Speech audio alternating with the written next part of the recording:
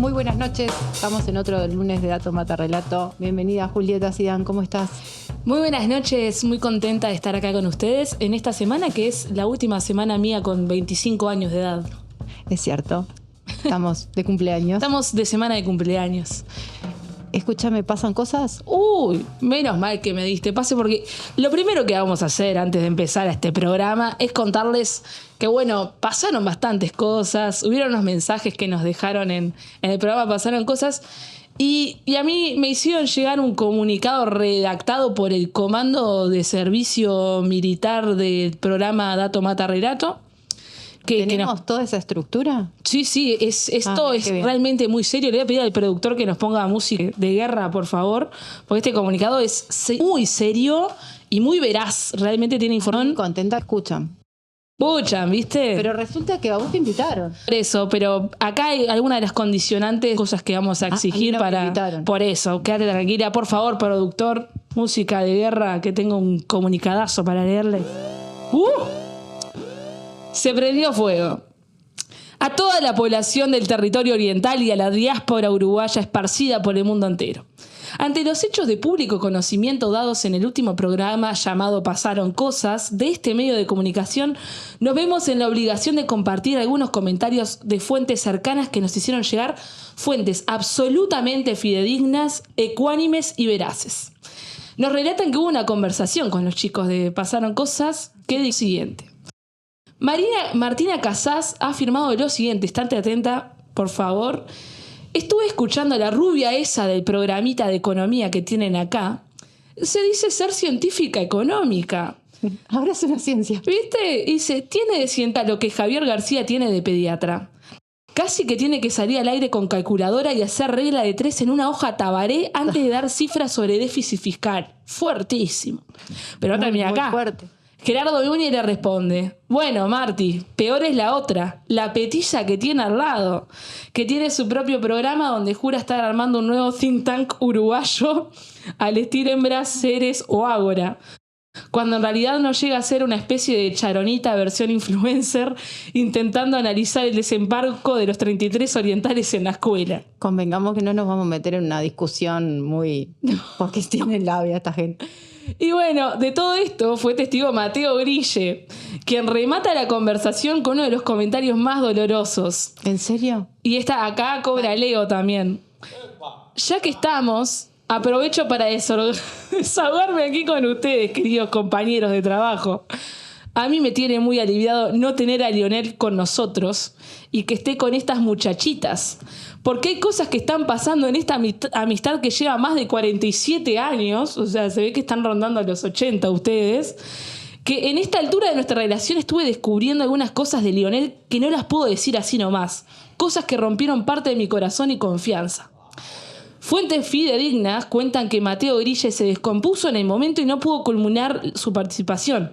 Al regreso a la vida, luego de desplomarse en el suelo, se levantó el grito de ¡venganza, Lionel, venganza! Yo creo que está celoso. Está muy celoso. Y bueno, ante estos hechos absolutamente veraces y sustanciones, es que el Comando Militar de Dato Mata Relato resuelve lo siguiente. 1. Declarar guerra ininterrumpida a Pasaron Cosas, incluidas a todos sus participantes, Robert Melo y Germán Ávila. 2. No quedarán descartadas medidas como expropiación de productos, de productores, de horario de emisión y quizás la cafetera de redacción. 3. Exigimos como forma de negociación de una tregua los siguientes requerimientos. Invitar a Mariano de Sanguinetti a hablar de regla fiscal y economía de su programa. B. Saludar y halagar a la señora Julieta Zidane en todos los días de emisión. C. Una foto profesional de Mary Parrado en la avenida 18 de Julio o algún parque montevideano. Esta es mi favorita. D. Un café con Alberto Grille para hablar de la Segunda Guerra Mundial y quizá la caída del muro de Berlín. Y por último, E. Cantar una canción de Marco Antonio Solís en karaoke en el cumpleaños de nuestra comandante en jefe, Julieta Zidane. Fin del comunicado. Muy bien. Nada más que agregar. Excelente. A todo esto, yo no sé si esto fue después de la reunión de coordinación que se tuvo con ellos. Nuestros grandes amigos, le mandamos un gran beso. Qué lindo tener un programa todos los días analizando los temas de actualidad. Por eso no se la pueden llevar así de fácil. Así que bueno, volvemos a economía. Volvemos a la ciencia, como decías. Seriedad. Volvemos a la economía. Hoy tenemos un programa de lujo, realmente. Hoy tenemos un programa de lujo. Hoy vamos a hablar de economía pura y dura, y para eso tenemos a un colega, un amigo, Alfonso Capurro, bienvenido. Bueno, muchas gracias por la invitación. Buenas noches primero para todos y muchas gracias. Un placer estar acá con María Noel y con Julieta y con toda la audiencia. Te vamos a pedir que... El micro. Ahí está. Excelente. Ahí adelante. Alfonso Capurro es uno de los economistas y profesionales destacados que tiene un lugar de gran reconocimiento por su trayectoria profesional, que es ser integrante del Comité Fiscal Asesor. Nosotros es un tema que hemos en reiterados programas tratado en forma más directa, menos directa, pero es una de las institucionalidades fuertes que existen a nivel de lo que es la economía uruguaya instalada por este gobierno. Y bueno, Alfonso, reconocido en su trayectoria, que siempre uno profesionalmente nos hemos cruzado en varios lados. Hemos discutido bastante. Es dura. Es dura. Así que puedo declararle la guerra bueno. ¿Cómo es que yo... No venía preparado. Me voy con los muchachos del comunicado. No sé. Se va para pasaron cosas, ya está. Se va para pasaron cosas. Y lo peor es que yo les cambio el nombre y digo cosas que pasan.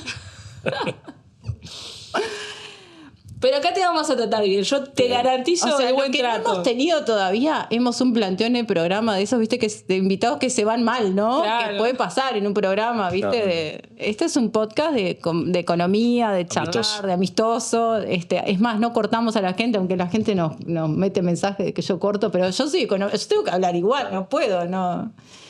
Bueno, pero en particular nos interesaba muchísimo poder entrevistarte, poder conversar con vos de un poco de lo que es la regla fiscal, lo que ha sido la política fiscal, una evaluación en perspectiva, porque la regla fiscal va mucho más allá de lo que es esta administración y es una institucionalidad que quedó que debería quedarse, ¿no?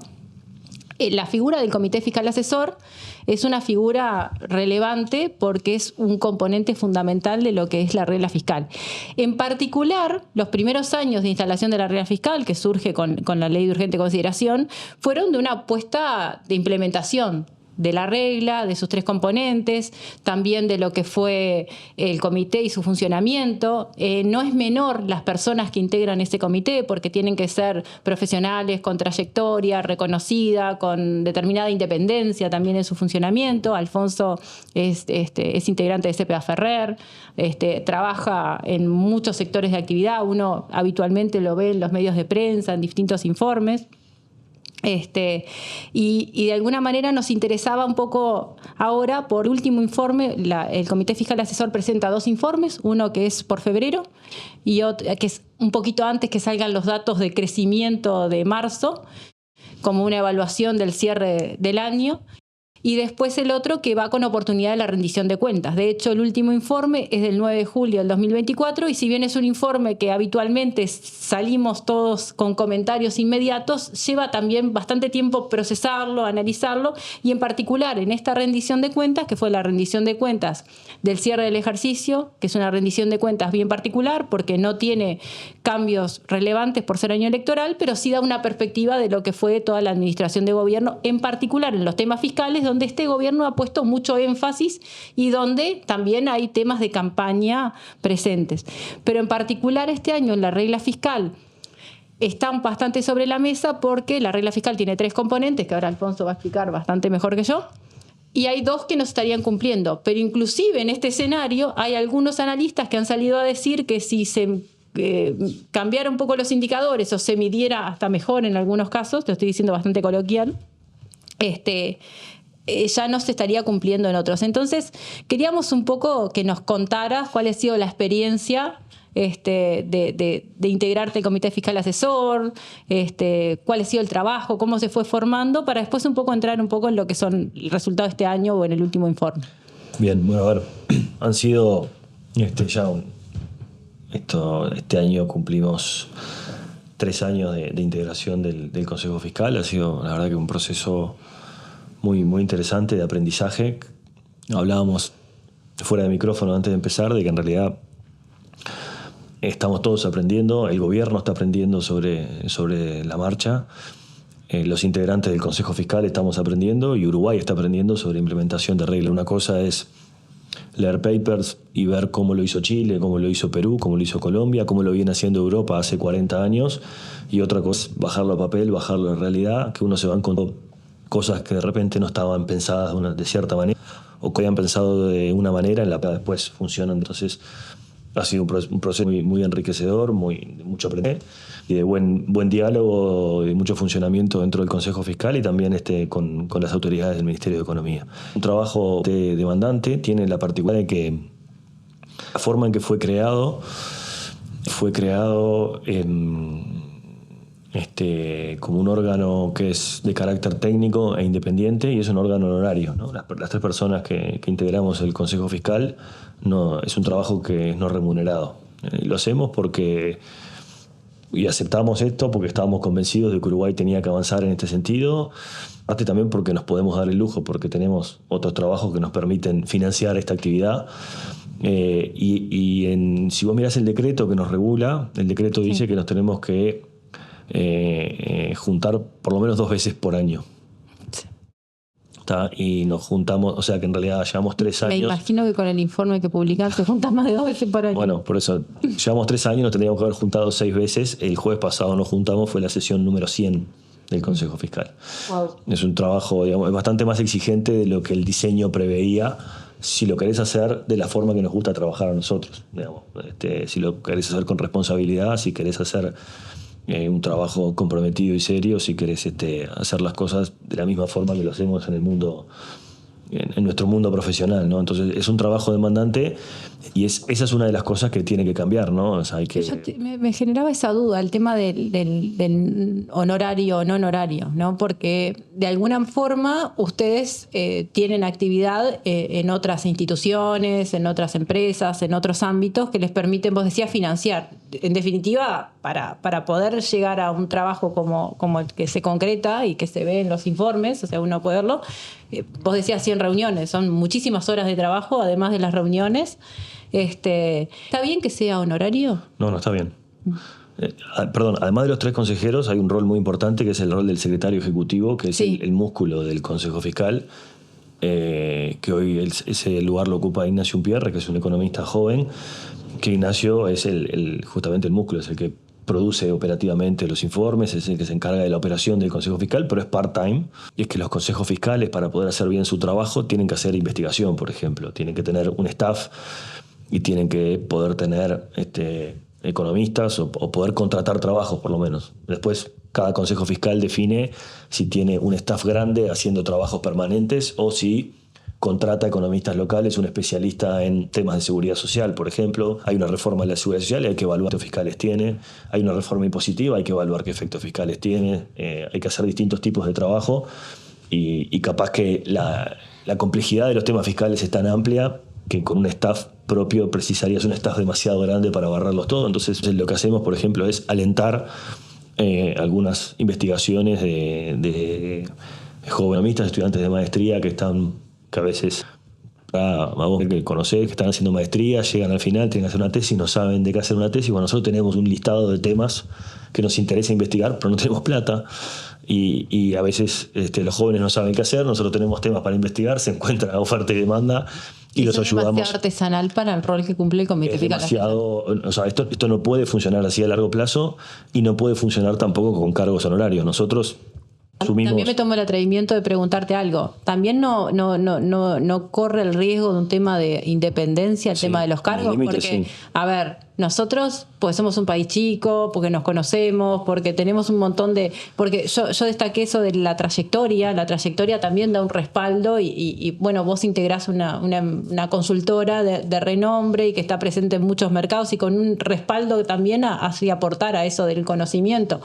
Pero no siempre en toda o sea, la norma no tiene que ir a los casos particulares que pueda salvar, sino que tiene que tener todas las contingencias previstas, ¿no? Yo creo que todo el mundo con el que hemos hablado, incluso con las propias autoridades del MEF hoy, son conscientes de que esto a largo plazo no puede funcionar así. Uh-huh. El tema es que cuando vos tenés una institucionalidad que nace y que no está del todo validada porque el sistema no sabe bien qué es, ni cómo va a funcionar, ni para qué va a servir, si además de eso vos tenés que ponerle presupuesto, son 2 problemas adicionales. Crear algo nuevo y ponerle plata son dos problemas. Entonces se eligió el camino de crear algo y un consejo fiscal asesor liviano, chiquito, honorario, y tratar de demostrar de que esto valía la pena. Creo que esa fue la estrategia. Yo no estuve en la creación de institucionalidad, no estuve en la redacción de la ley de urgente consideración.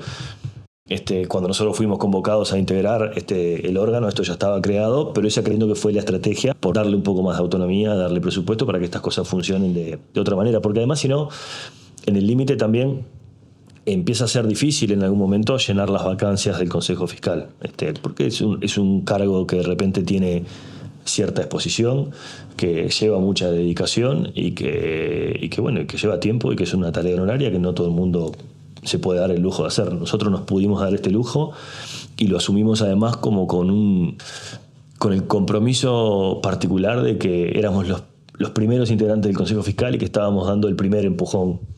Y eso nos generaba como un desafío. ¿Y ha tenido algún cambio aparte en la integración? Ha tenido cambio porque por diseño institucional, eso sí estuvo bien en el diseño institucional, que es para que haya memoria institucional, somos 3 miembros en el Consejo Fiscal, entonces la idea es que se renueve uno todos los años, ¿no? Entonces siempre, todos los años va a vencer uno y va a entrar uno nuevo. Como entramos los 3 juntos en noviembre del 2021, entramos los 3, uno con un mandato de 2 años, otro con un mandato de 3 y uno con un mandato de 4. En realidad sin nombres. ¿Y a vos qué te tocó? Sin nombres. Y era para ponernos de acuerdo en función de cómo iban las cosas de cada una de las personas. Y la verdad que estuvo muy bien, funcionó muy bien el consejo del primer año, este primer consejo, porque bueno, estaba Aldo Lema, que venía con toda su experiencia de haber integrado el Consejo Fiscal de Chile, o sea que ya venía como con mucha experiencia práctica de golpes que se pegaron allá, cosas que se hicieron mal, y entonces un camino recorrido que nos ayudó mucho. Ana Foster, que es una uruguaya de primer nivel académico, está en la Universidad de Virginia ahora, y que realmente tiene un nivel académico muy, muy importante, y que de repente no está tan cercana a la realidad uruguaya, pero está muy, muy en la frontera académica. Y bueno, y yo que estoy de repente, soy que estaba hace más años de continuo acá en Uruguay, con una, digamos, capaz con más profundidad de la edad acá uruguaya, no con tanto track record en consejos fiscales como Aldo, ni con tanto track record académico, pero me revuelvo a local. Entonces entre los 3 nos complementábamos muy bien, y eso funcionó muy bien. Bueno, ya Aldo Lema terminó su mandato el año cuando entró Jorge Roldós, que es un uruguayo que tuvo muchos años en el Fondo Monetario Internacional. También, digamos, nos trajo cosas nuevas y nos estamos funcionando muy bien con Jorge. Y bueno, en septiembre de este año vence el mandato de Ana, y yo soy de la primera camada, yo soy el último que me quedaría hasta noviembre del año que viene. Quería consultarte, perdón. Dale. Con respecto, o sea... Estabas muy callada, Julieta. Viste que uno primero tiene que tantear la situación y después meter... no, me parece porque que está bueno... Hasta ahora era entre economistas, claro. Así que está bien que... Yo de acá, tranqui. No, me gustaría poder como dejar en claro también a la gente, poder contarles un poco de qué se trata el consejo, ¿no? O sea, también el tema de la regla fiscal, bueno, o sea, ustedes asesoran a los gobiernos, al Ministerio de Economía, en tanto lo que deberían gastar o no en presupuesto estatal, digamos, ¿cómo funciona? ¿Cuál es el sentido? Vamos un poco para atrás, capaz, y a los grandes problemas de la historia. Me encanta. Acá hay como en nuestra disciplina, en la historia ha habido como problemas de estabilidad económica de distinta índole, ¿no? Por un lado problemas monetarios y por otro lado problemas fiscales. Y la disciplina ha encontrado distintos arreglos institucionales para resolver cada uno de ellos. Cuando hay problemas de inflación, por mal gestión de la política monetaria, se han encontrado distintos arreglos institucionales. El que más ha funcionado y mejor ha funcionado en el mundo son los bancos centrales independientes, ¿tá? Entonces, básicamente es como que el contrato social es, ok, los políticos no podemos manejar la política monetaria, entonces delegamos en los técnicos la gestión de la política monetaria. No está bueno que el presidente de la República defina la tasa de interés, porque eso puede tener efectos sobre la inflación a largo plazo y eso nos hace mal. Y a veces el Poder Ejecutivo tiene incentivos a tomar decisiones de corto plazo y es mejor que lo manejen los técnicos. Y eso es como un consenso que ya la disciplina ha alcanzado, y básicamente ahí la política se cortó las manos y tiró la llave al mar y le delegó la política monetaria a los técnicos. Los países que no han hecho eso usan el Banco Central de mala manera, como Argentina, y entonces buscan soluciones hoy más extremas, como la de Milei, que es dinamitar el Banco Central. Porque no le da confianza suficiente independizar al Banco Central, porque sabe que ellos regalan las tentaciones, entonces prefiere dinamitarlo en vez de tenerlo independiente. Pero quedémonos con un segundo con la idea de que un Banco Central independiente te soluciona los problemas de inflación y de política monetaria. Ahora, otras fuentes de inestabilidad macroeconómica son los problemas de disciplina fiscal, ¿no? Y los excesos de gasto, los déficits fiscales continuados. Y el problema es que acá, a diferencia de la política monetaria, no hay solución donde políticos digan, está bien, démosle a 2 economistas la política fiscal, porque la política fiscal es la más política de las. Uh-huh. Es muy difícil que un político le diga a 2 técnicos, diga usted cuánto gastar y en qué gastar. Diga usted qué puede tener, si lo sube, si los baja, claro, si le da la plata al Mides o al Ministerio del Interior. Nosotros tuvimos esa observación el año pasado, cuando se defendió mucho que se instalaba la regla fiscal, se mantenía y se había hecho un ajuste del gasto público. Nosotros lo que decíamos es, no podemos tener una institucionalidad fiscal que se maneje objetiva y que sea un argumento para hacer recortes en áreas claves del Estado. Lo manejamos en ese sentido. Y este año retomamos ese concepto que habíamos manejado cuando se incumplió la regla fiscal. Al final, el punto es que, viste, ¿qué es y qué no es la regla fiscal o las reglas fiscales? Bueno, las reglas fiscales no son la política renunciando a la política fiscal. Uh-huh. La regla fiscal, en definitiva, es como un arreglo institucional donde se acuerdan ciertas cosas para darle sostenibilidad a la política fiscal. Esto es, la política fiscal pone los límites del juego. Si el juego es el fútbol, te dibuja los límites de la cancha, te pone las reglas y ahí adentro la política fiscal toma decisiones de cómo asigna gasto, de cómo cobra impuestos, pero respetando ciertas condiciones. ¿Cuáles condiciones? Bueno, las condiciones que hacen que la política fiscal sea sostenible. ¿Y por qué eso es importante? Porque si la política fiscal no es sostenible, el día que se te vuelve insostenible, en el año 2002, se te vuelven insostenibles las políticas sociales también. Y ese es el drama más grande de todo, ¿no? Uh-huh. O sea que en realidad es como la insostenibilidad de la política fiscal es también insostenibilidad social, es un riesgo social y por eso es importante velar por la sostenibilidad social. A veces hay un problema intertemporal también, porque a veces a plazo vos precisás ajustar los números fiscales para garantizar que a largo plazo sos sostenible. Entonces, como decía María Noel recién, a corto plazo precisás hacer un ajuste fiscal y eso de repente te tironea el presupuesto del Mides o el presupuesto de educación, o el presupuesto militar o lo que sea. Entonces le echan la culpa a la sostenibilidad fiscal o a la regla fiscal. Pero en definitiva, vos, en algún punto, en algún lugar, por supuesto, vos precisás ordenarlo para garantizar la sostenibilidad de largo plazo, ¿no?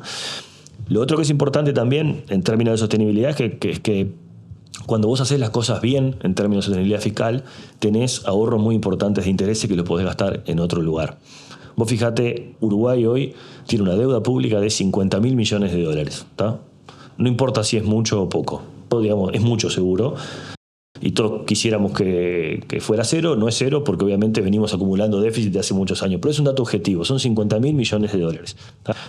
Nosotros hoy, Uruguay está pagando el spread soberano más bajo de su historia. O sea, cuando se toma deuda pagamos poca tasa porque hemos hecho las cosas bien, por la regla fiscal, por la reforma de la seguridad social, por un montón de cosas, pero es un hecho, hoy pagás poco y pagamos más o menos 100 puntos menos de lo que pagábamos hace 2 años. ¿Tá? 100 puntos menos quiere decir que pagamos puntos menos de tasa de interés.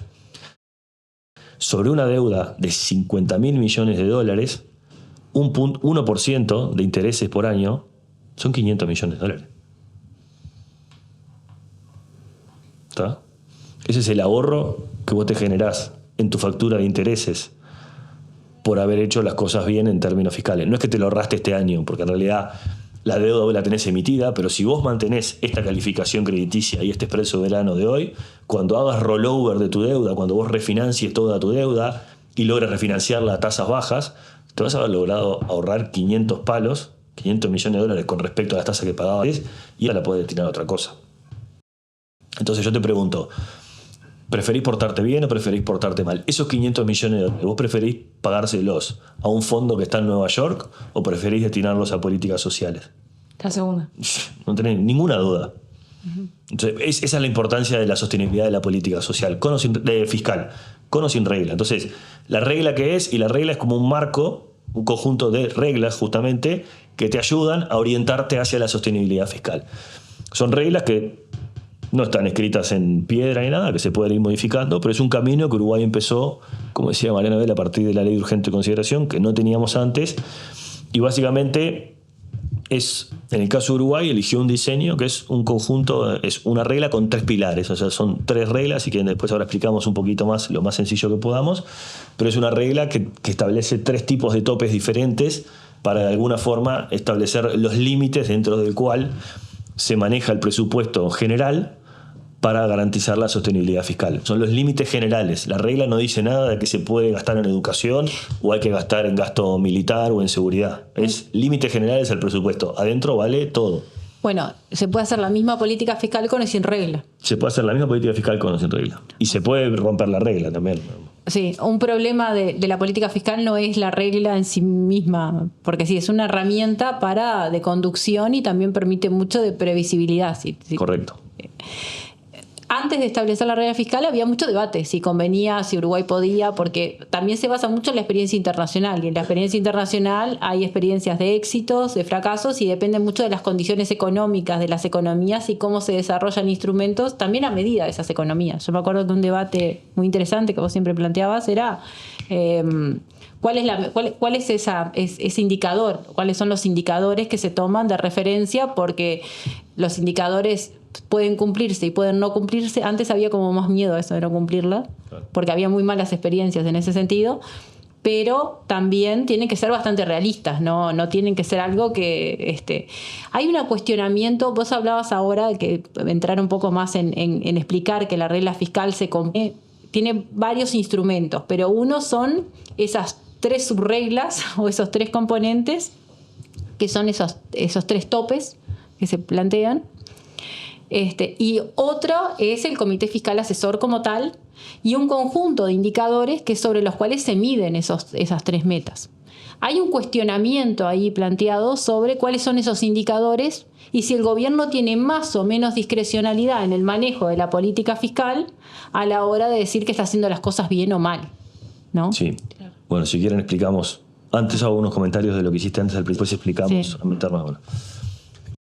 El debate que había previo es bastante razonable porque es como que entrar en un mundo desconocido, ¿no? Entonces, sí, claro.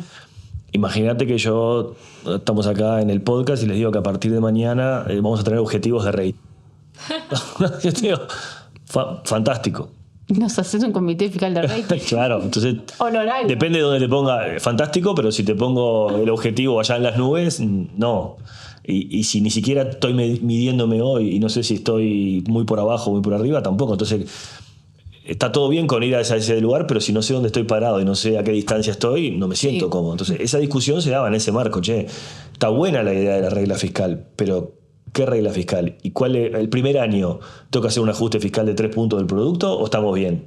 Porque no es lo mismo, ¿no? Entonces, ¿qué indicador para qué economía? Era la pregunta, ¿no? Entonces, era como esa idea de que sonaba bien, pero en realidad no sé cómo arrancar. Entonces, la verdad es que no sé si quiero o no quiero. Ese era lo que había de debate. Entonces, se empezó a avanzar en el diseño y en cómo implementarla, y bueno, después esa discusión fue transitando. Entonces, hoy tenemos una regla con 3 pilares y tenemos 2 órganos externos. Uno es el Consejo Fiscal Asesor y otro es el Comité de Expertos. Suena parecido y por eso se mezclan un poco los nombres, ¿tá?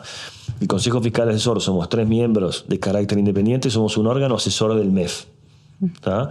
Después está el Comité de Expertos, que en realidad está integrado por hoy, si recuerdo bien, son 11 o 12 personas e instituciones. ¿De la Seguridad Social o de...? No. Están horas, universidades. Más de rango institucional. Hay personas y hay instituciones. ¿Sí? Como un gach de coronidad. Ni tanto, porque en realidad el rol de estas personas es de este comité es darle al MEF cierta información que es útil para calcular alguno de los parámetros de la regla, que es básicamente es el dato de crecimiento potencial. Ahora explico dónde entra esto. Entonces, una vez por año se convoca a este comité de expertos y se le piden insumos para calcular el PBI potencial. ¿Qué es el PBI potencial?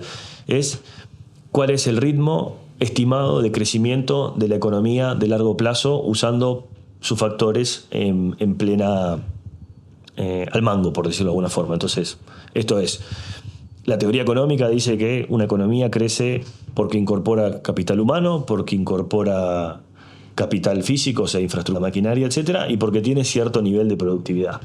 Entonces yo te pregunto a vos, Julieta, que lo tenés muy claro, para los próximos 10 años, dadas tus proyecciones demográficas y dado el nivel educativo de la población uruguaya y dado tus proyecciones de tasa de inversión y dado lo que vos estimás de la productividad, ¿cuánto estimás que es el crecimiento razonable con plena utilización de los factores productivos de la economía uruguaya?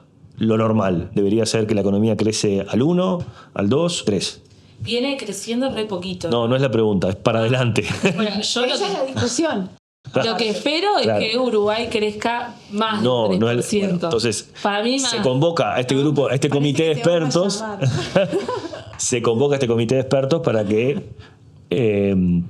justamente digan cuánto proyectan ellos que va a crecer la inversión en capital físico, en capital humano y en productividad, y de ahí se surgen los datos para el crecimiento potencial. ¿Por qué es importante? Perdón, una pregunta, porque ellos, por ejemplo, ¿no? Estos expertos dan esas respuestas, ¿no? Estiman a eso.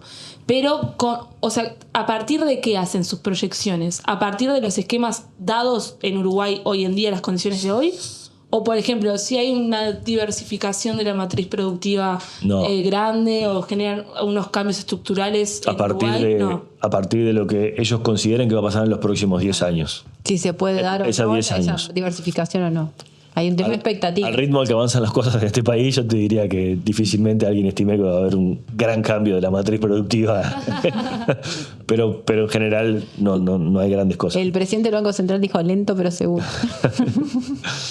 Entonces, ahora explico dónde entra esto del PIB potencial, pero el concepto es cuál es la tasa de crecimiento normal de la economía en plena utilización de los factores, ¿no?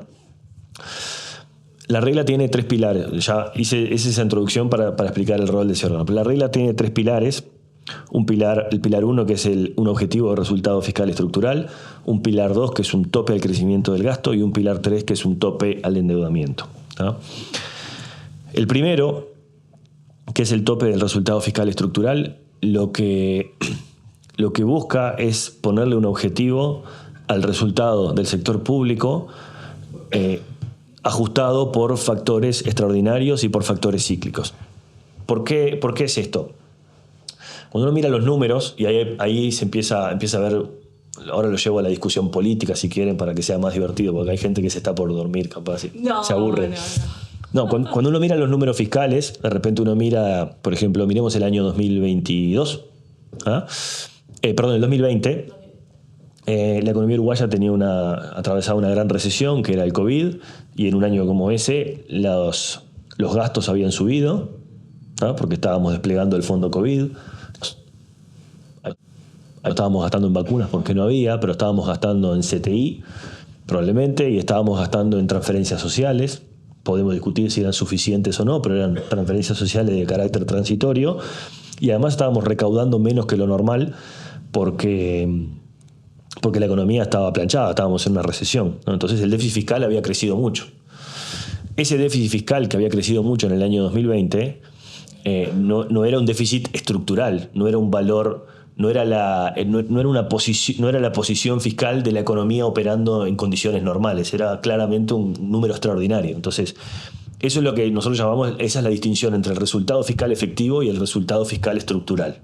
Si yo miro la diferencia entre ingresos y egresos de un año, lo que tengo es el resultado fiscal efectivo. Y ese resultado fiscal efectivo tiene ruido, tiene cosas de una sola vez, tiene COVID, tiene una recesión, tiene una sequía, tiene un montón de cosas que hace que el número esté contaminado. Entonces, en finanzas públicas lo que uno tiene que tratar de entender es cuál es el número estructural, hacia dónde está yendo el déficit fiscal una vez que yo le saco todo ese ruido. Entonces, ¿qué es lo que hay que sacarle? Lo que llamamos el efecto cíclico y el efecto de factores ordinarios, ¿no? Eso, cuando uno saca eso, llega a lo que es el resultado fiscal estructural, que se parece a un número que es un poco más parecido a la tendencia del resultado fiscal, ¿no? Ahora. Ahí hay... Ya sé dónde vas, María, pero déjame terminar de explicarlo. Ahí hay... Viste que discutíamos. Ahí hay un número... Ahí hay un número que en realidad conceptualmente lo que busca esto es fijar un objetivo o una meta sobre ese resultado fiscal estructural ¿Por qué una meta sobre el resultado fiscal estructural? Y bueno, porque es justamente esa posición de las finanzas públicas, que es una posición tendencial de largo plazo. Y yo, si estoy pensando, si yo quiero diseñar la política fiscal para que sea sostenible a largo plazo, a mí no me preocupa si este año recaudé menos porque hubo una sequía. A mí lo que me preocupa es cuál es el número tendencial de las finanzas públicas. ¿Por qué está bueno que sea de este carácter así estructural y no observado? Porque, por ejemplo, si viene una recesión y el resultado fiscal se me pincha porque yo recaudo menos, si yo tuviera una meta sobre el resultado fiscal efectivo, lo que tendría que hacer sería reducir el gasto público para que justamente mi resultado fiscal no empeore. Y si en una recesión yo gasto menos, lo que hago es generar más recesión. Entonces, si yo fijo una meta de resultado fiscal estructural, una de las bondades que tienes es que es contracíclica justamente. Yo puedo permitir que el resultado fiscal efectivo empeore en un año recesivo porque yo fijé mi meta sobre la parte estructural. Yo me olvido de que este año recaude menos. Por eso se fijan las metas sobre el resultado fiscal estructural, porque yo quiero mirar el largo plazo, no el ruido de corto, y porque yo quiero ser contracíclico. Entonces, conceptualmente está bueno. ¿Cuál es el problema? Que en la práctica la estimación es un valor no observable. Lo único que es observable es cuando yo paso raya, ingresos menos gastos. El efectivo es observable. Para llegar al resultado fiscal estructural hay que calcular el ciclo de la economía, esto es cuál es la diferencia entre la actividad, entre el PIB real y el PIB potencial. Eso me da una estimación de la brecha de producto y eso me da una estimación de cuánto me puede recaudar y cuánto estoy gastando de más porque estoy en recesión, por ejemplo. Pero es estimación, hay metodologías atrás de esto y hay distintas metodologías que me conducen a distintos resultados. Y ahí va tu pregunta. Bueno, te voy a preguntar. Bueno, porque hay polémica en torno a las metodologías que se usan y en la discrecionalidad de algunas partidas, ¿no? A ver, Chan, chan, chan. Mirá si la conoceré. No, porque bueno, esto es parte de la polémica de la disciplina. No, pero a ver, justamente el tema de... Ahí hay parte desde las cuestiones oficiales ha salido mucho el tema de la sequía y son realidades estructurales. Y yo tengo dos observaciones. Una que tiene que ver con esto que vos manejaste ya de la discrecionalidad, ¿no? Todo estaba previsto acá en la pregunta. Pero, yo todavía no hablé de discrecionalidad, pero después podemos hablar de discrecionalidad. No. Pero sí. Chan, chan. Hablé de metodología por ahora. No, a ver, la metodología es clara. El tema es... Y económicamente es claro la necesidad de tener una cuestión mucho más estructural y no ir a las cuestiones estructurales que te pueden distorsionar ese análisis. Pero, ¿qué es lo que se agrega o qué es lo que se saca? Entonces, ahí podría haber un grado de discrecionalidad en determinados componentes que pueden cambiar un poco el resultado. Nosotros, el otro día se había generado, nosotros estamos mucho en discusión de redes, ¿no? Los economistas ahora, pero se generó, por ejemplo, el ejemplo del bono crianza. Un ejemplo que yo puse cuando estuve en legítima defensa justamente hablando de esto. De que en realidad se sacaba el bono crianza porque se tomaba como una medida muy transitoria, cuando en realidad parecería ser que no es tan transitoria. Y sobre todo porque varios de los datos, en particular candidatos oficiales, lo están anunciando como una medida a continuar. Entonces, pongo ese ejemplo menor, pero podrían haber otros, en decir, bueno, ¿cómo también en esa cuestión metodológica, cuáles son los grados de manejo desde los equipos económicos para incluir o no incluir? Y eso también hace, de alguna forma, la fortaleza de la regla. Bueno, mira, es un buen punto ese y... En respecto a todavía estamos trancados en el primer pilar, les aviso. Son 3 pilares. Sí, te iba a decir esto. Ya vamos. No, pero es súper interesante porque, mira, acá hay temas metodológicos y después hay cuentos o historias que ayudan a entender cómo funciona esto. Hay temas metodológicos y hay temas, de repente, donde hay lugar para la discrecionalidad y las dos cosas siempre se puede corregir. Con respecto a lo metodológico, hay toda una discusión respecto a cómo se estima la brecha de producto y el ciclo el efecto cíclico. El MEF, cuando diseñó la regla fiscal, y ahí, digamos, nosotros como Consejo Asesor, cuando llegamos, eso ya estaba arriba de la mesa y no tuvimos opción de opinar. Ya la regla estaba diseñada de una forma, con una metodología. El MEF decidió implementar una metodología que tiene bastante sentido y todo, pero la verdad que tiene algunos problemas. O sea, cuando uno mira la estimación del producto potencial que surge a partir de la estimación del MEF, utilizando los insumos del comité de expertos que comentábamos antes, la estimación del producto potencial ese ha cambiado bastante en los últimos años. Pasó del 2.3 al 2.1, al 2.5, al 2.8. Sí. Cuando en realidad el concepto de crecimiento potencial, por definición, es un concepto que debería ser bastante más estable. Bastante no más debería estable. Cambiar mucho. Entonces, eso por un lado. Por otro lado, hay muchos trabajos académicos, de algunos académicos de la Facultad de Ciencias Económicas o de otros del exterior o algo, que muestran que en realidad otras metodologías o incluso la combinación de distintas metodologías puede arrojar mejores resultados de la metodología que ha sido elegida por el MEF. Entonces, durante todos estos años, parte del aprendizaje ha sido tratar de entender justamente qué efecto tienen las distintas metodologías sobre la medición de la brecha, y nosotros en el Consejo Fiscal hemos publicado algunas cosas de estas, porque nos parece importante también que el mercado entienda si hay no es que haya un error o que algo esté mal o esté bien. Si hay un riesgo por la metodología adoptada.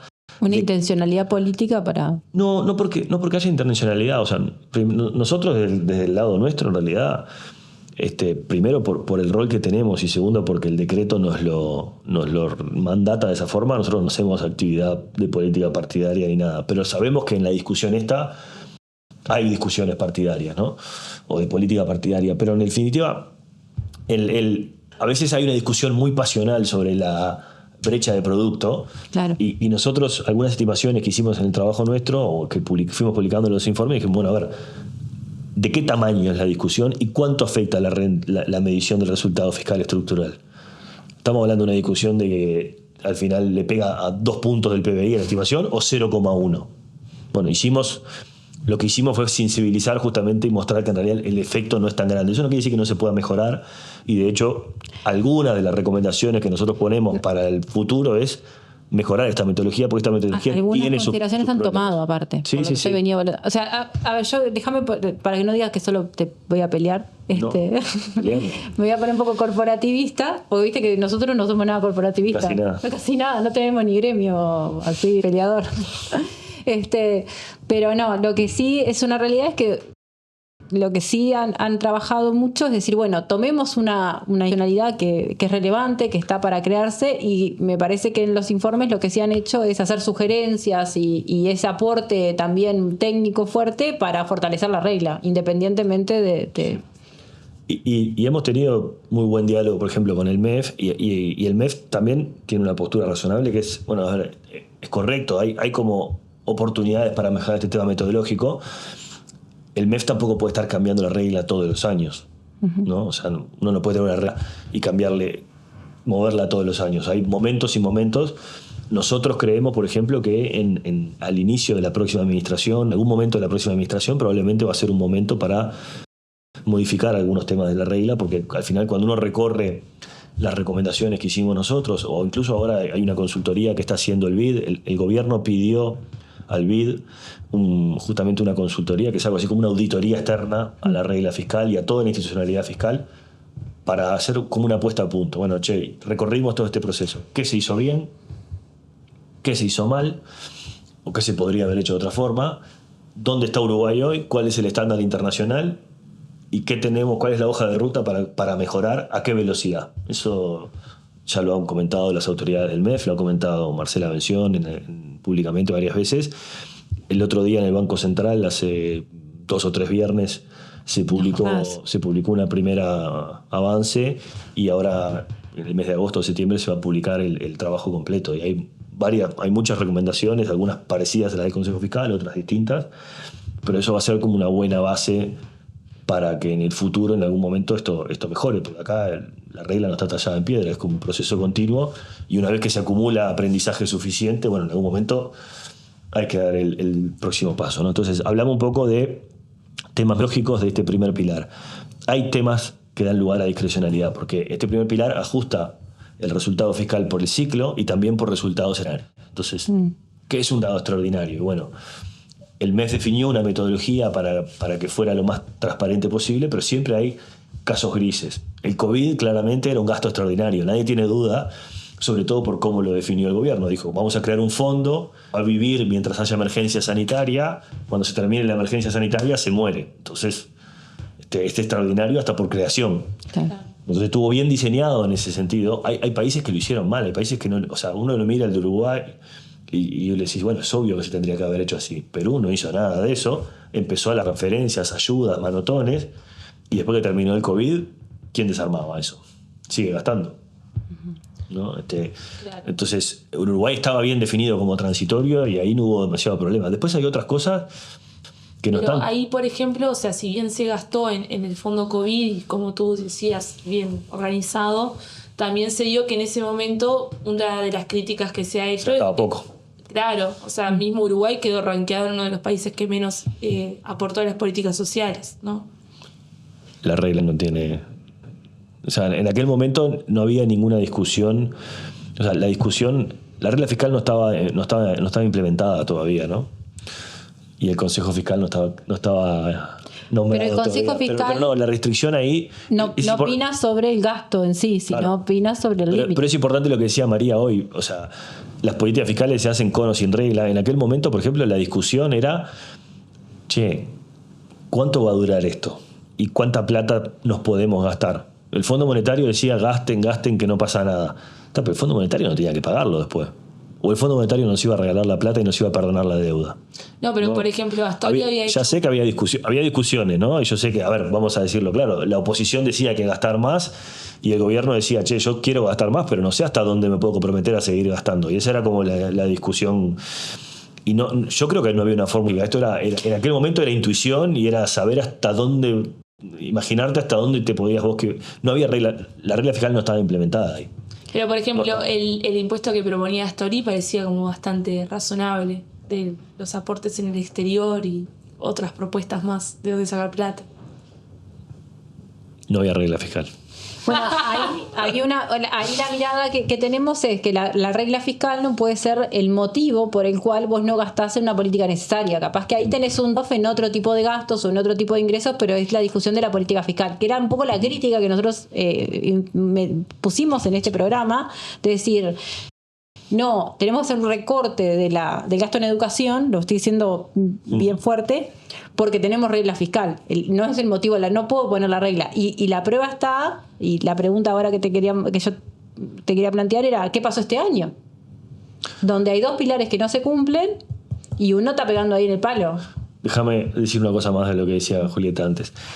En el caso ese de la discusión del 2020, si hubiera habido regla fiscal, no pasaba nada. O sea, si la política, toda la política en conjunto, decidía gastar el doble en fondo COVID, con la regla fiscal no pasaba absolutamente nada, porque la regla fiscal hubiera entrado como un gasto extraordinario y en el resultado fiscal estructural no pasaba nada. ¿Ah? ¿Cuál era el problema? Que si vos te gastabas el doble, tu deuda iba a crecer a ese ritmo y salíamos de la pandemia con más deuda.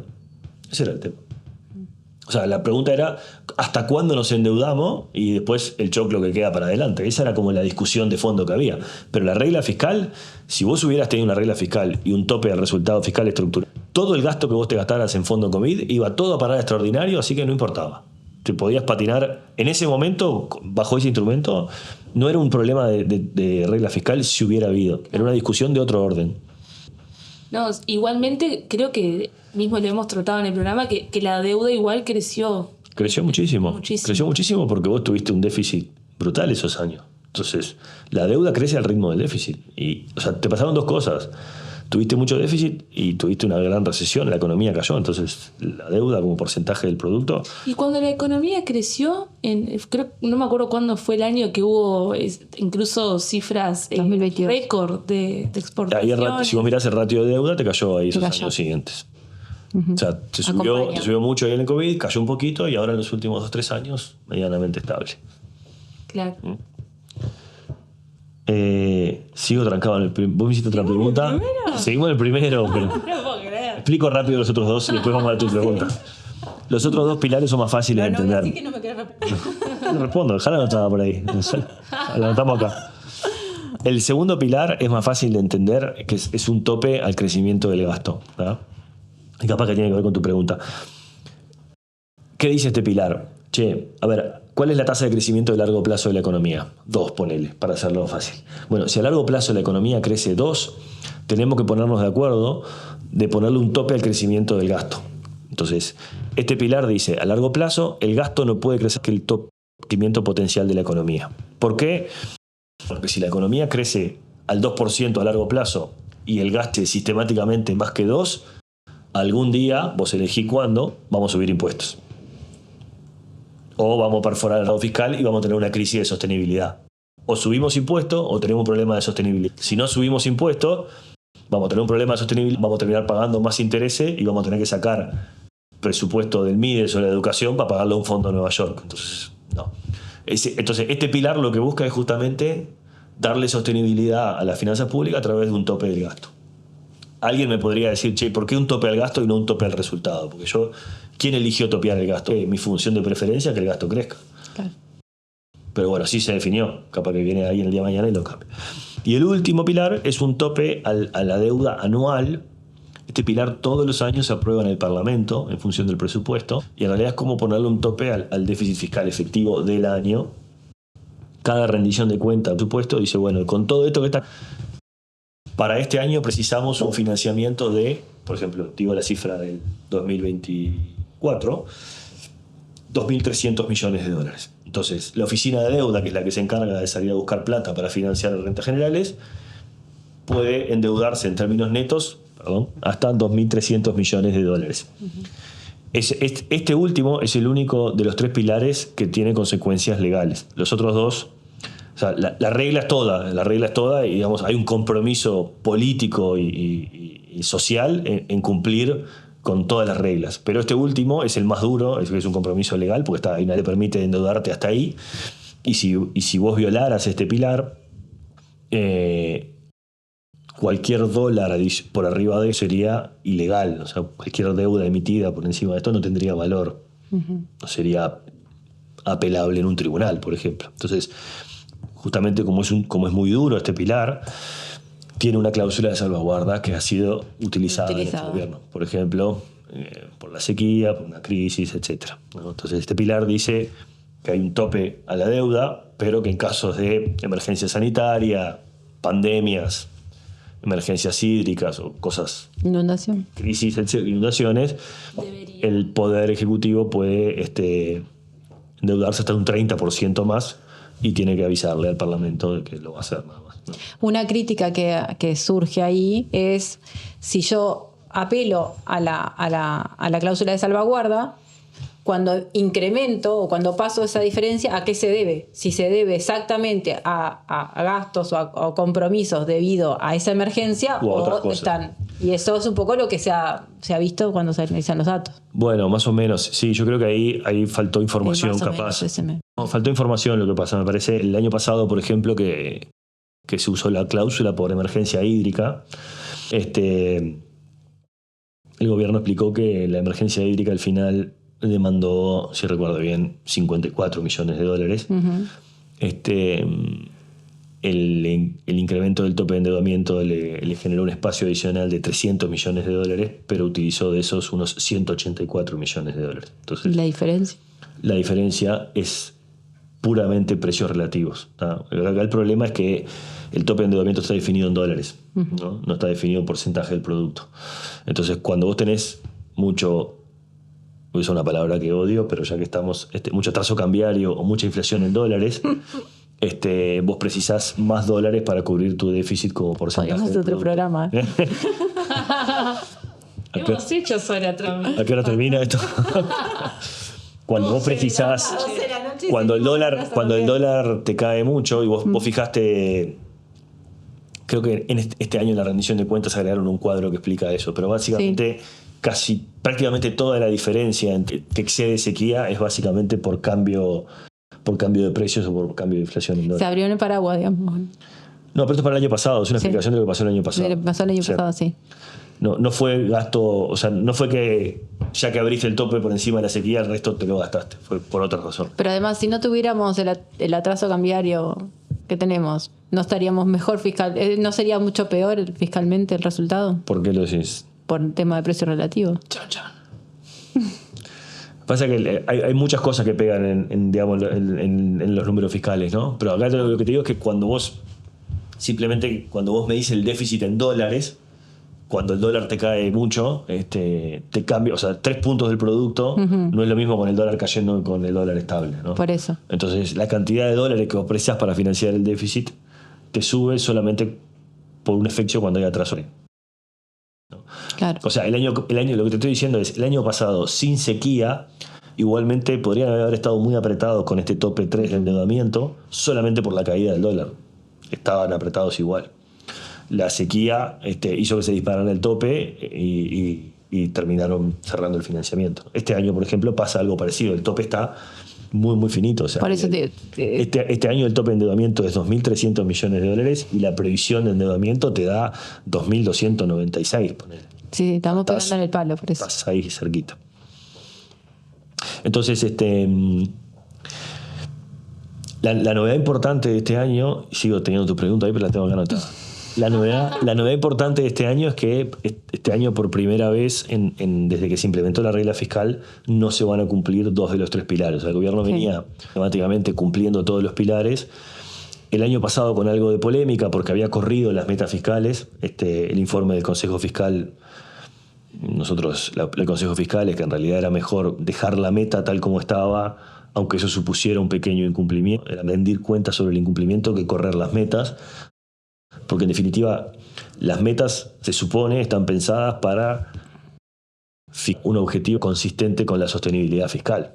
Entonces, si vos corres la meta y no explicás muy bien cuál es la razón por la cual se corre la meta, es raro. Por lo menos no está claro que sea beneficioso.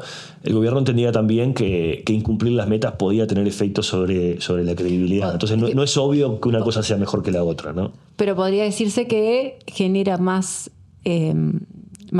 falta de credibilidad sobre la herramienta que sobre la... Yo creo que lo que está claro es que hay un trade. No es obvio que dejar la meta... No está medido tampoco eso.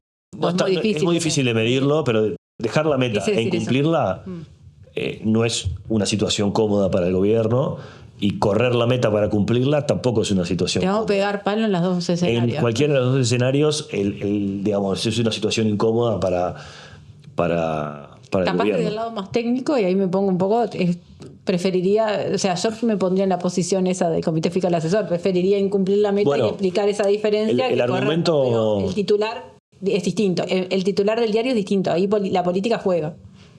El titular es difícil saber cuál va a ser el titular, porque si vos dejás la meta y la incumplís, el titular va a ser incumpliste la meta. Bueno, incumpliste la meta y... Bueno, pero no vas a poner cumpliste, pero si no el titular es cumpliste la meta. Como yo no soy periodista y al final el titular es el titular, lo que nosotros recomendábamos desde el punto de vista técnico, sobre todo, che, un periodista por acá, alguien que nos rescate. Me pasaron cosas. No, lo que nosotros entendíamos y en base básicamente a lo que es la experiencia de otros consejos fiscales es que al final si uno piensa esto en abstracto, y como decías vos, María Noel, la regla probablemente, esperemos, vino para quedarse, va a vivir muchos años, y se va a incumplir. Algún día se va a incumplir. O sea, es imposible pensar que la regla se va a cumplir todos los años. Y ese día que se incumpla, vos tenés que poder explicar qué pasó. A veces se va a incumplir porque un gobierno se portó mal y gastó de más, o a veces se va a incumplir porque te vino una pandemia, esperemos que no venga otra, o porque te vino una crisis 2002, o porque te vino un shock externo y los números no funcionaron como vos querías. Entonces, cuando eso te pasa, vos tenés que poder ser transparente, explicar qué pasó distinto a lo que vos te imaginabas y cómo te vas a corregir. Es rendir cuentas, básicamente.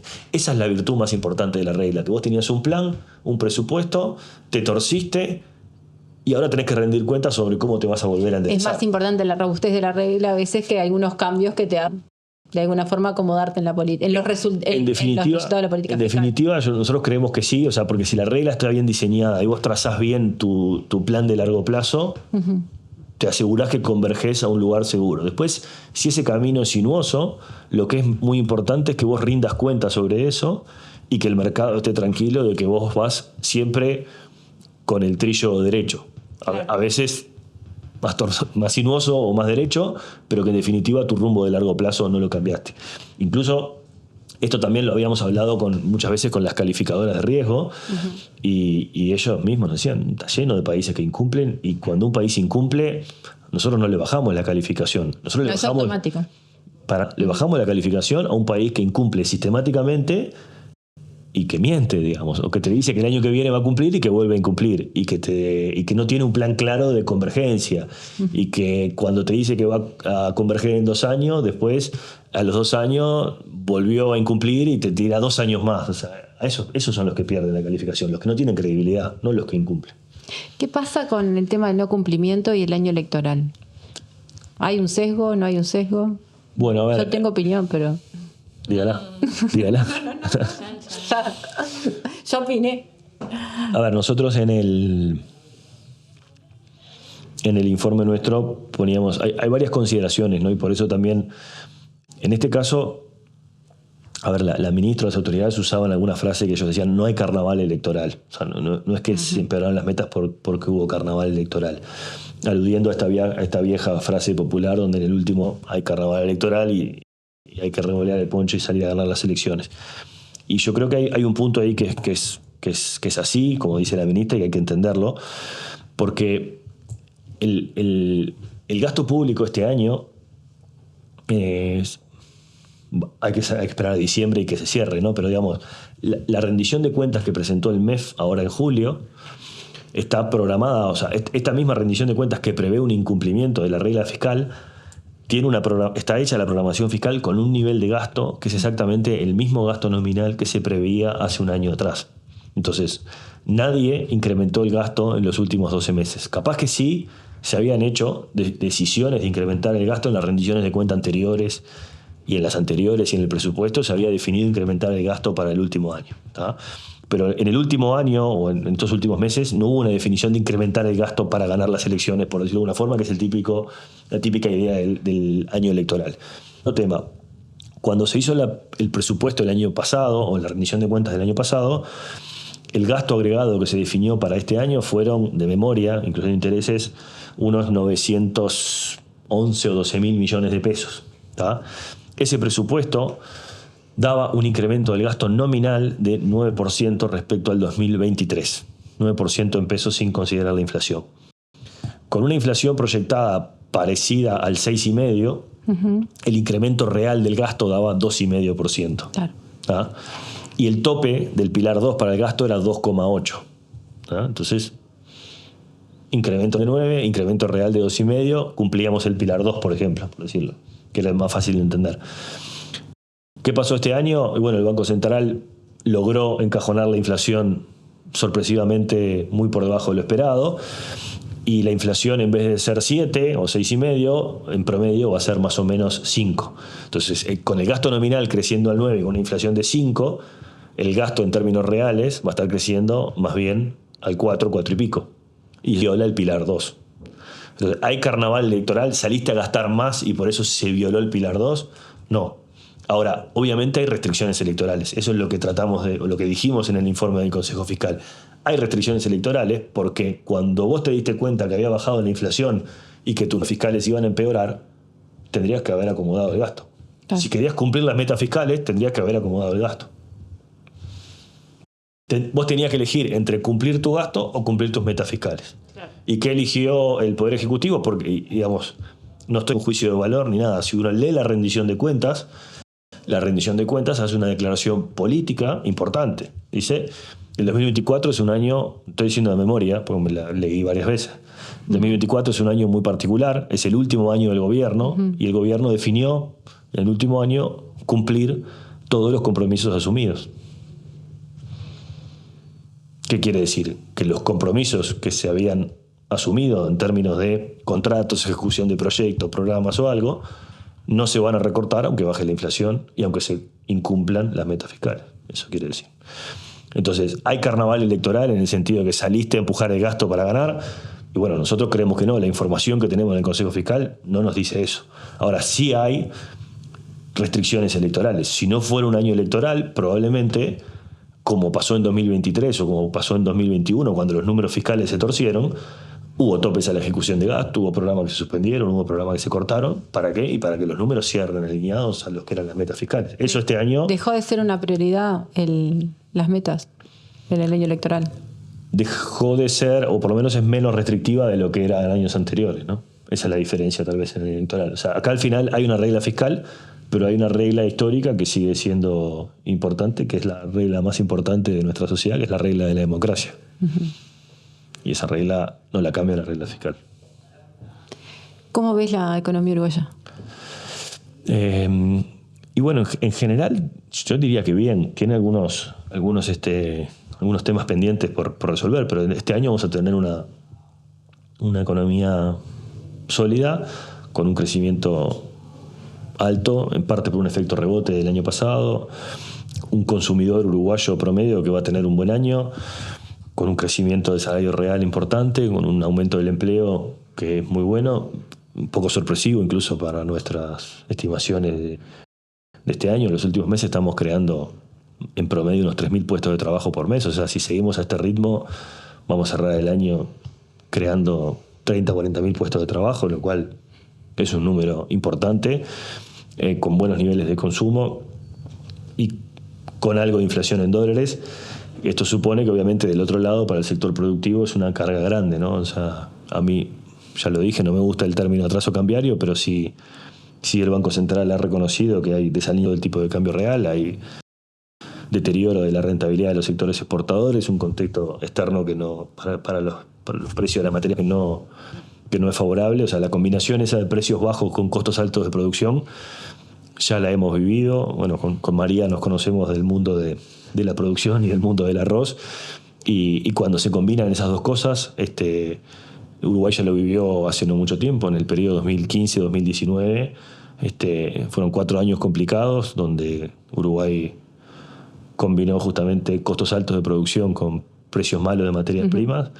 Y bueno, fueron años donde la economía se estancó, perdió empleo, cayó la inversión y tuvimos bastante dificultades fiscales también. Esos indicadores que vos marcás ahí de creación de empleo, de algunos aparentes estabilidades, no están marcando, no están escondiendo también que hay unas crisis grandes, porque tenemos una economía que ha aumentado enormemente sus niveles de desigualdad. A pesar de esta inflación contenida, hay estudios, hay indicadores, sí, y se ve el deterioro del poder adquisitivo. Hay un nivel de fragmentación social que nunca se ha visto y problemáticas sociales enormes. De una forma, no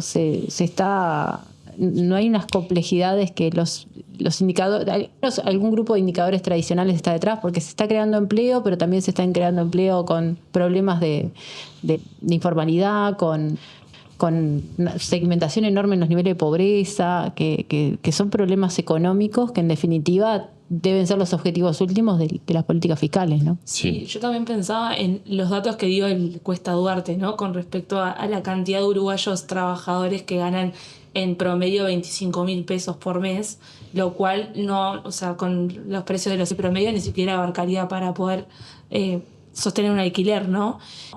Y como también, por ejemplo, todo el tema de las que se han cerrado, por ejemplo, ahora se me ocurre el SOCAT, que era como bisagra en los territorios, han hecho también dificultar mucho la convivencia ciudadana en la sociedad, ¿no?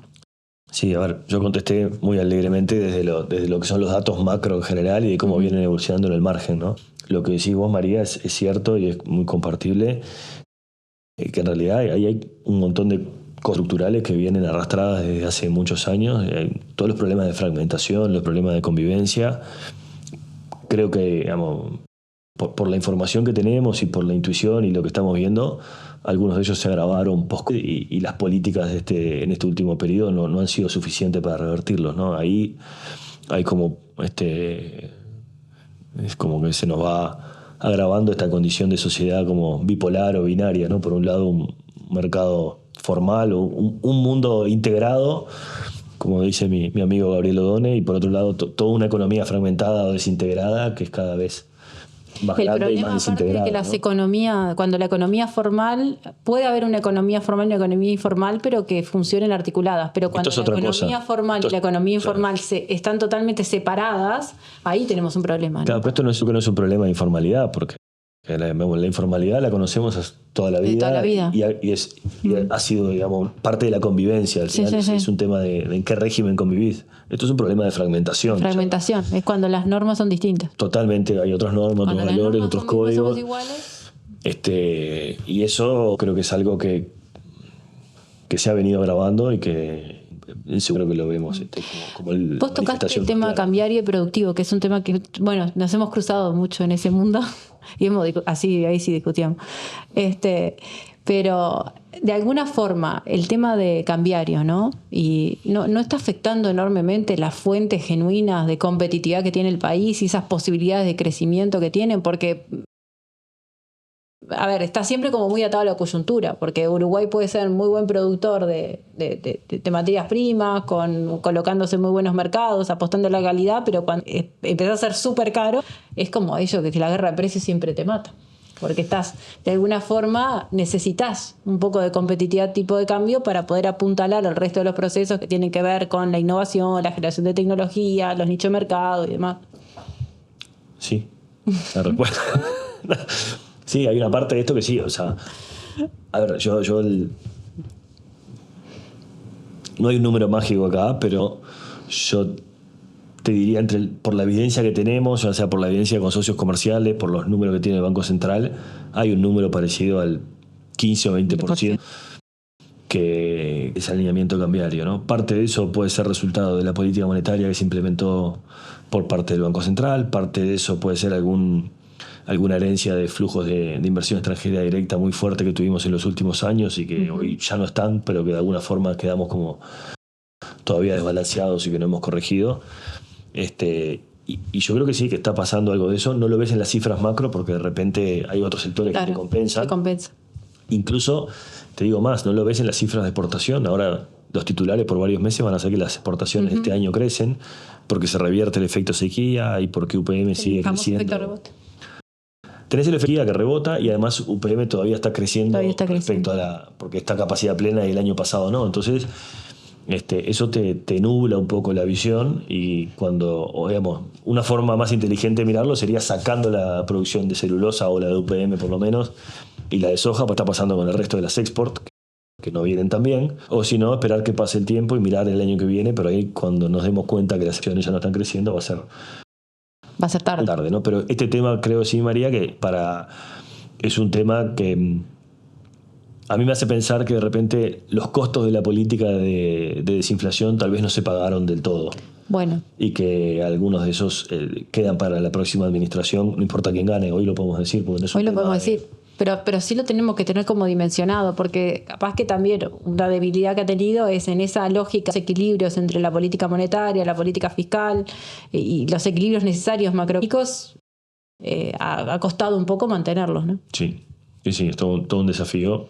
Y hay una defensa a ultranza de esa tasa de inflación que capaz... Yo igual la defiendo, voy a decir, tengo como dos caras. Sí. No, o sea, tiene dos caras. Tiene dos caras. Por lo menos tenés que tenerla clara, ¿no? Pero yo creo que al final, viste, también no me importa, Uruguay... No podés decir no me importa más nada que la inflación. Bueno, comparto ahí. Porque, a ver, yo cuando leo la rendición de cuentas, cuando escucho las declaraciones, veo como diciendo... La inflación y nada más. No es solo la inflación y nada más. Por lo pronto tengo que mantener esa tasa de inflación con algunos otros cuidados porque tampoco puedo matar la fuente de crecimiento de la economía, donde el sector agroexportador cumple un rol súper importante y más mientras no sigamos diversificando la materia. Lo que pasa es, mira, yo hasta te puedo decir algo, una idea media polémica, que incluso hasta para los propios exportadores es importante bajar la tasa de inflación porque... Sí.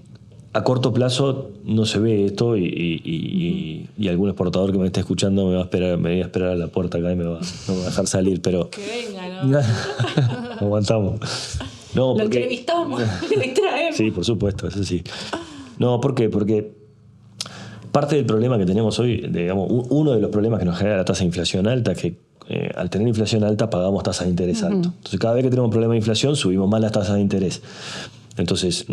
vivimos en un barrio o estamos al lado de países emergentes que tienen tasas del 3 y tasas de interés del 5. Y ahí de repente Uruguay asoma la cabeza con tasas de interés del 10. Y que además somos un país investment grade, con muy buena reputación fiscal y todo lo demás. Y cuando los fondos de inversión deciden colocar dinero en países emergentes, miran y dicen, che, pero Uruguay es una papa, es un país espectacular y paga 10% de tasa de interés. ¿Qué hacen? Vienen y colocan acá en letras de regulación monetaria. Cada vez que a alguien se le ocurre venir y poner $500 millones en Uruguay en especulación financiera, nos revientan el dólar y nos generan mucha volatilidad del tipo de cambio real, carry trade y ciclos de apreciación de la moneda. Tenemos que terminar con eso de una vez y para eso precisamos bajar la inflación.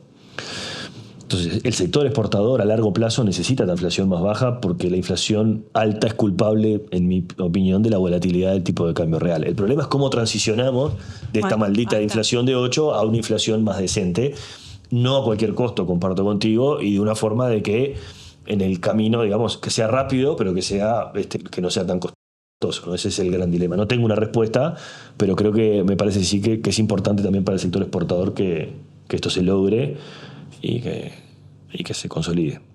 Nos pasamos de tiempo, no estamos cumpliendo las reglas fiscales de este programa.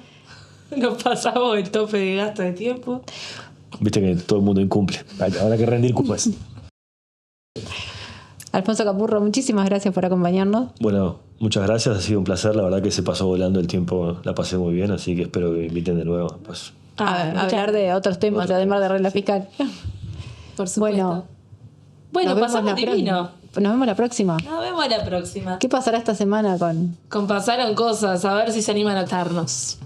Nos vemos, chau, chau. Chau, chau. Nos vemos el próximo lunes a las 20 horas en Caras y Caretas TV. Chau.